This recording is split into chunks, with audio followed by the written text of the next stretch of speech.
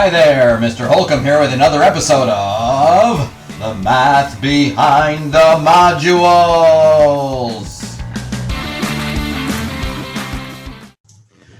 Hello there, this is lesson 9. Hello. How do dilations map angles? I think we already know the answer to this. We've done a lot of them. Exploratory challenge exercise 1 through 4. How do dilations map triangles? Make a conjecture. So a dilation maps a triangle to a triangle with the same angles.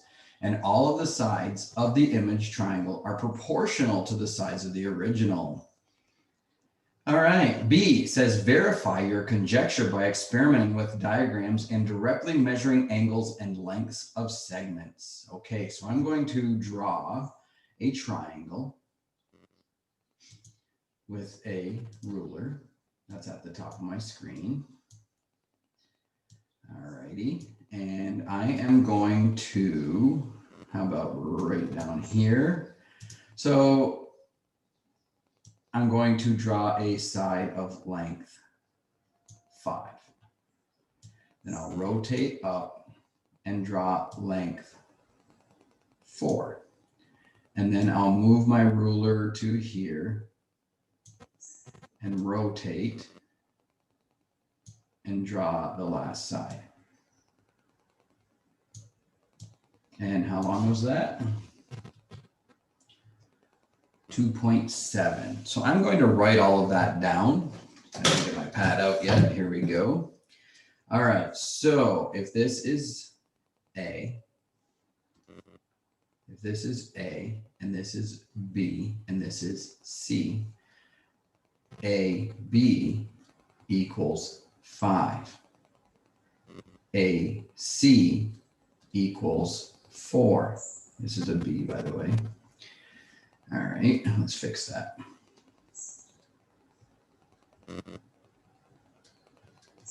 And BC equals 2.7. All right, so I am going to put a dot. I'm going to dilate it from over here so I'm not, because you can kind of picture where it's going to go. If I put a dot down here, it will go up. If I put a dot over here, it's going to go over here if I scale larger than 1. I'm going to put my O right here, so it pushes the image to the right. So this will be my O right here. I'm going to scale by 2 just to make it easy. I'm going to double the size of this triangle. So I'm going to take my ruler and put it at O and rotate it up to C. And I'm going to draw a ray, OC. And then I'm going to rotate down to B, and I'm going to draw, I'm going to draw a ray, OB. And then I'm going to rotate down to A, and I'm going to draw a ray, OA. Okay, now that I've done that, if I put my ruler back, shouldn't have moved it, and if OA is 2.5, 2.5 times 2 is 5. So A prime will be right, wrong color. A prime will be right here. Actually, I don't want to label it there. So there's A prime. Rotate this up to here, and OB is 7.5, so I want 15, which is right here. And then I rotate up to OC ray and measure from O to C, which is 6. 6 times 2 is 12. So there are my 3 points. Here will be C prime, here's B prime, and way down here is A prime. Now I take my ruler,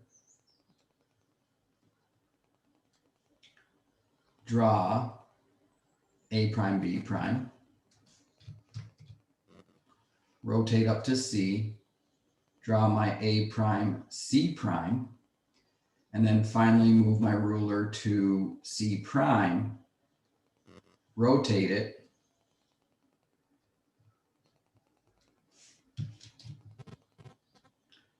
and there is my C prime, B prime.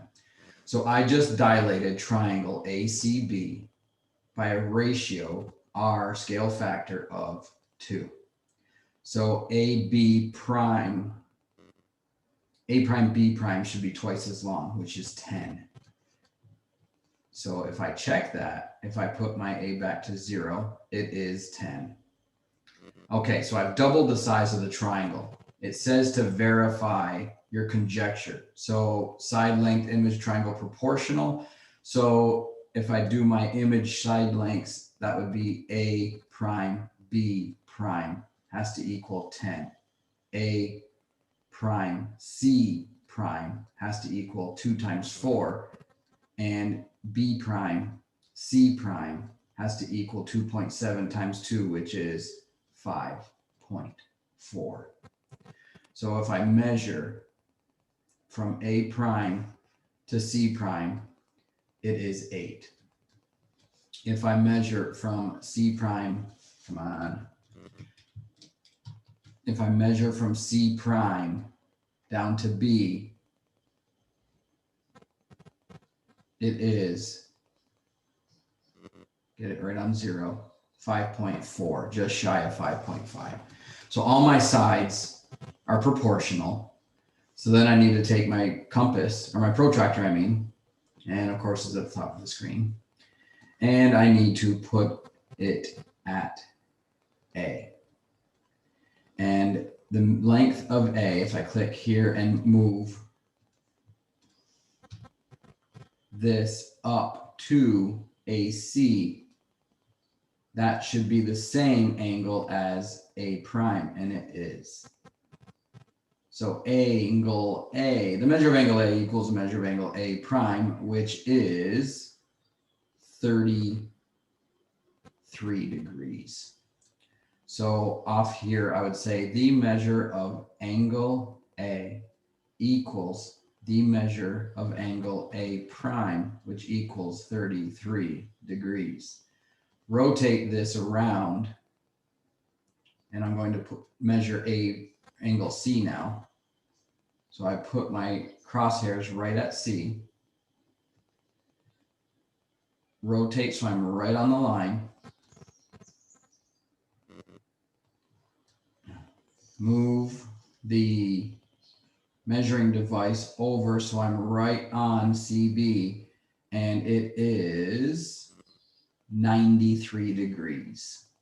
Move the protractor to C prime. I'm off a little here. I got to rotate. I'll go back and measure again. So I was off a little. Come on, where are you? All right. A lot easier to do this on paper, I'm sure. It's really tricky using technology to do this. All right, so putting this back, we're right on, as close as possible, C, where my 0 is AC, and this appears to be right here, which is 93 degrees, okay, 93.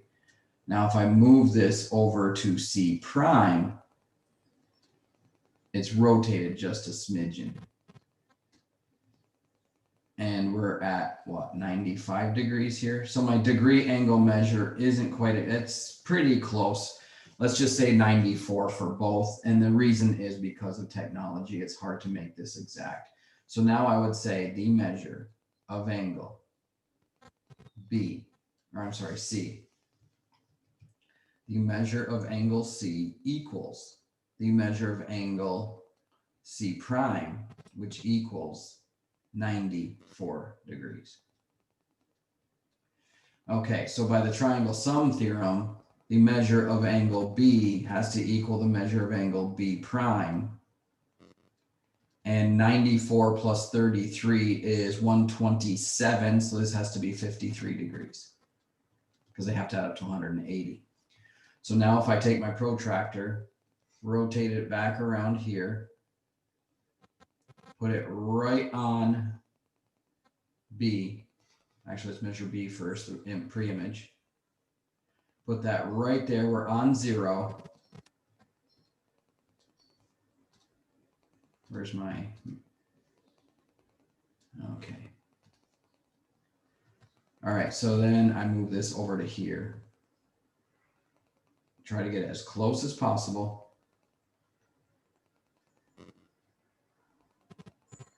And that is 54 degrees. Move this over to B prime. And it's off by just a smidgen. So if I brought this down here, let me put it right on B.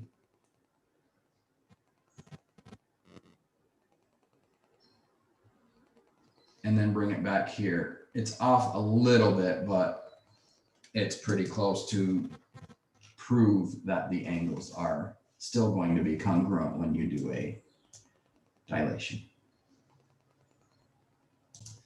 Okay, part 2 says, how do dilations map rectangles? Make a conjecture. Well, if a triangle gets dilated and the sides are proportional and the angles are preserved, then I would assume that that would happen with a rectangle as well.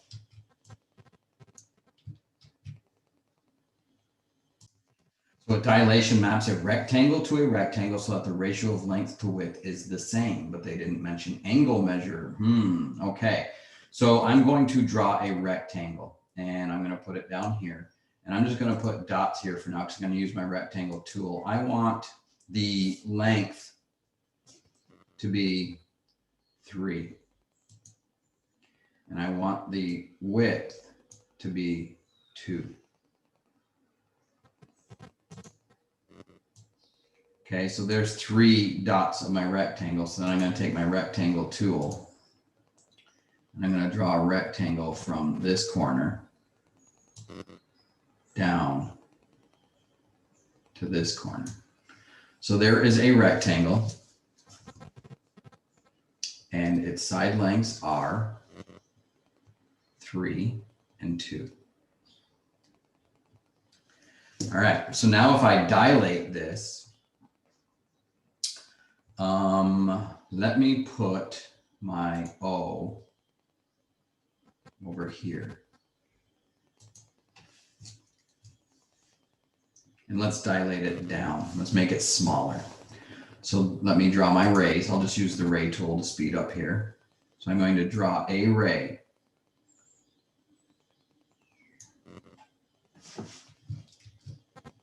Let me change the color and the thickness. So I'm going to draw a ray from O through that corner, from O through this corner, and so on.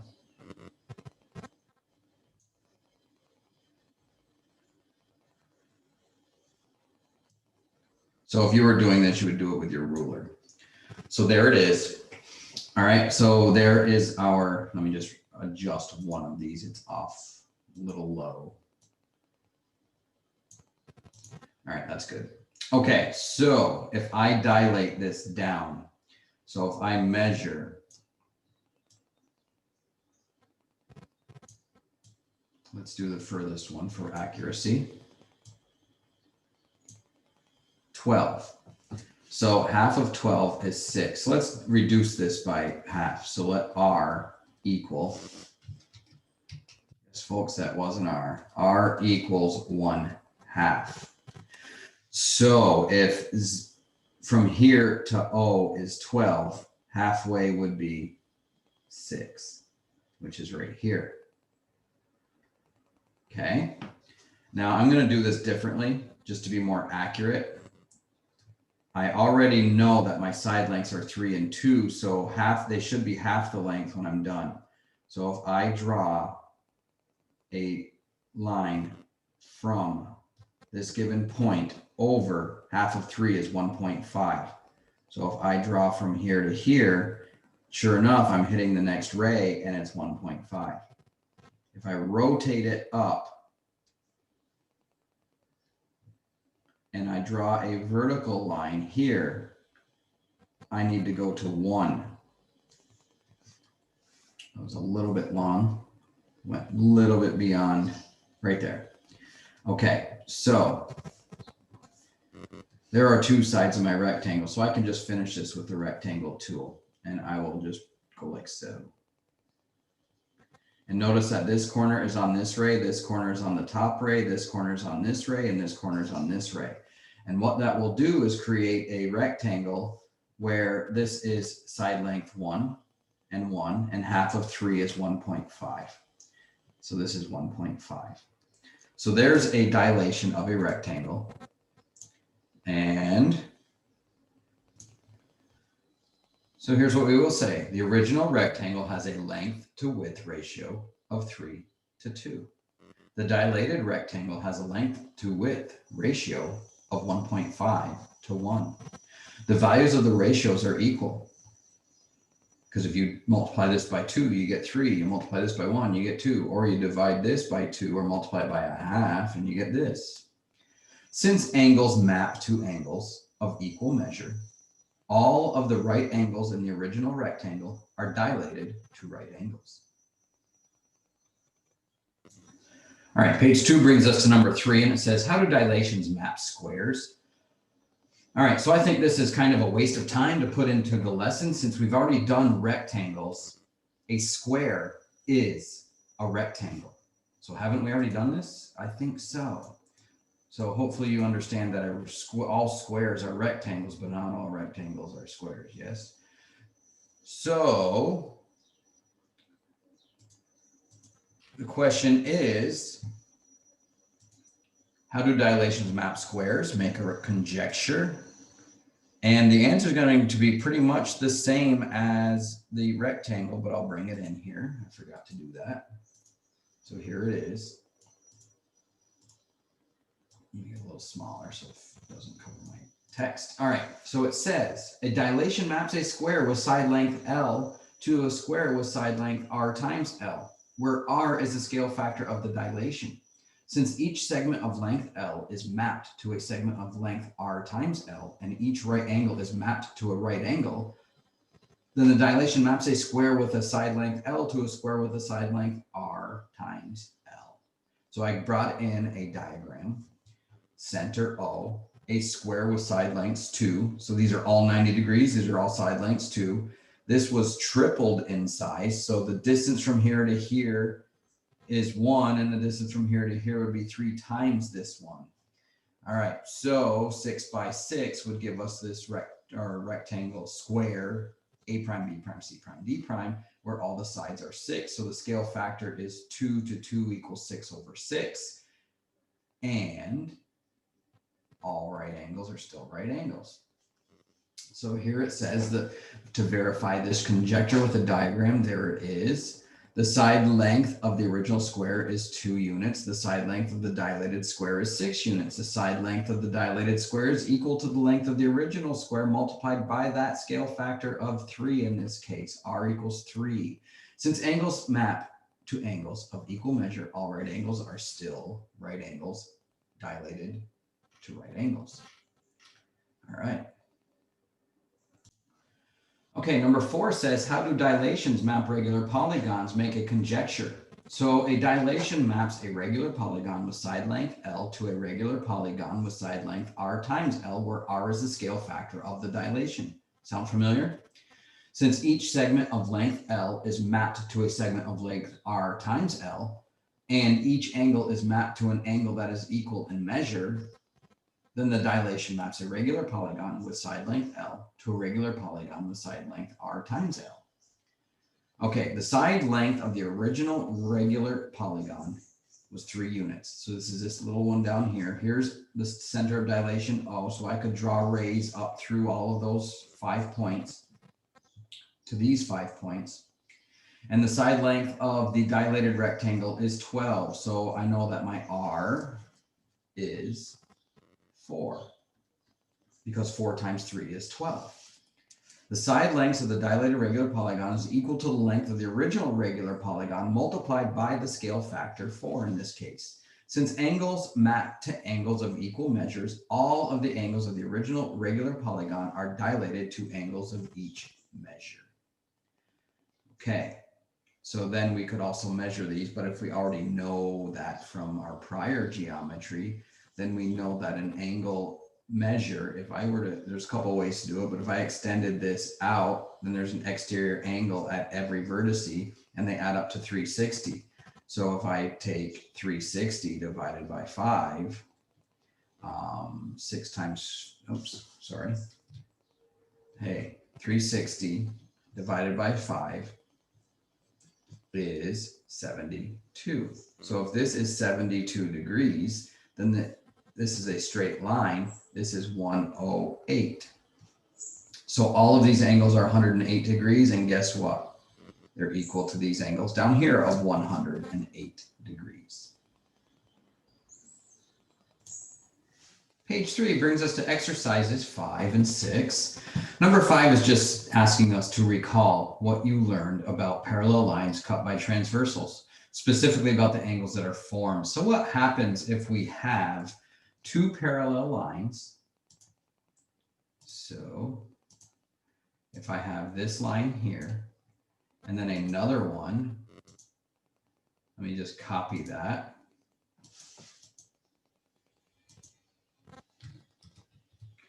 Here's another one, and I'll put it here. They're parallel, and then we cut them by a transversal, like so. That's what this question is saying. What did we learn about parallel lines cut by transversal, specifically the angles that are formed? So what do we know about this angle and this angle, for instance? And that's what this question is asking. So let's get right down to it. Okay, and there's our answer. When parallel lines are cut by a transversal, then corresponding angles are equal in measure. Alternate interior angles. So if I choose this angle, it's congruent to this angle. Alternate interior angles are going to make equal in measure, and alternate exterior angles are equal in measure. And here would be an alternate exterior angle. Okay. 6, a dilation from center O by a scale factor R maps angle BAC to angle B prime A prime C prime. When we do that, we need to show that the measure of angle BAC equals the measure of angle B prime A prime C prime. So the first thing I'm going to do is create an angle. So you can do this with your ruler, but I'm just going to use the program. And let me just start here and go this way. That is not array. Array, and make it a little thinner. And how about, yeah, red's fine. So if I chose this ray here, and then I go back to its starting point, and how about I do an angle, I don't know, let's make it acute. So let's go right about here. Okay, so there's an angle. Now I'm going to name it. We want to name it that angle BAC. The middle letter tells us our vertex. So there's A. There's the actual location of the angle at A. So to name this BAC, I would put a B up here, and I would put a C here. BAC. We could also call this CAB. All right, and we want to dilate it from a center O. So I'll put O right here. And then to do dilations, remember, we want to draw segments or rays from O through B, from O through A, and from O through C. So I'm going to take this angle and scale it up a certain amount. So if I get my ruler, actually let's just double it. I'll use a compass to do that, easier. Okay, so I'll get my, I'll get my compass and I'll put it at O. And I will open it up to B. So there's the length OB. So if we just double it, then I move my compass out to B and put an arc. Move my compass back to O. So rather than doing that so it doesn't ever move, let me do this again. So here's B. No, actually I can't do it that way. So there's OB and then move this to here. And there it is doubled. Okay, do the same here, put it at O, rotate it, open it up to C, move it to C, create an arc. Move it back to O, rotate it, radius OA, move it to A, make an arc. I have now found the 3 locations that will scale this angle out 1 to R equals 2. We're doubling it. So here is B prime. Here is C prime and A prime is here. So now when I draw rays, I'll use purple this time. Whoops, ray, purple. I will draw ray A prime, B prime, and ray A prime, C prime. Okay, so there it is scaled up. So remember that if I'm just going to move this, I'm not rotating at all. I can then state that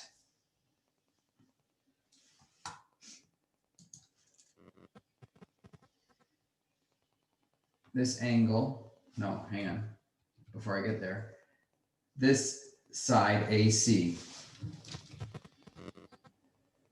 is parallel to A prime, C prime. Because we did not rotate it, we just moved everything the same distance. We scaled it up. So with the scaling, line AC or ray AC is parallel to ray AC, A prime, C prime.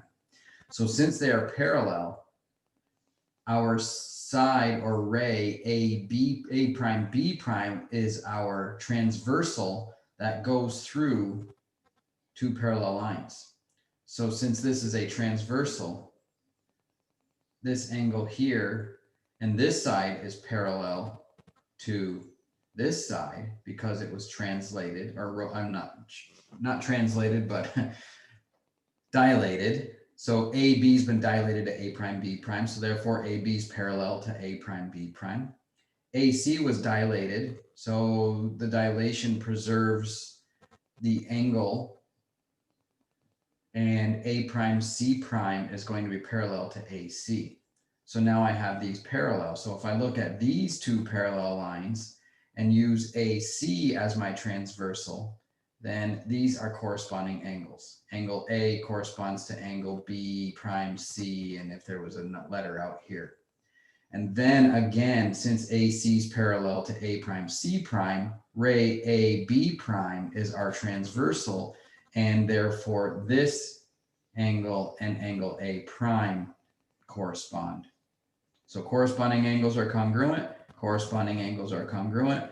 If angle A is congruent to this angle and this angle is congruent to angle A prime, then angle A is congruent to angle A prime by either substitution or the transitive property. Okay, the discussion. The dilation theorem for angles is as follows. Dilation theorem. A dilation from center O in a scale factor of R maps an angle to an angle of equal measure. We have shown this when the angle and its image intersect at a single point, and that point of intersection is not the vertex of the angle. So here's where that intersected at a single point, and it was not the vertex of the angle. So the only way we would get the vertex of the angle is if our center of rotation or our dilation was either at B or A. So this ray AB would stay where it is, and ray AC would be the only thing that moved. Okay. Okay, page 4 brings us to the end of lesson 9. Review the lesson summary and go to your problem set.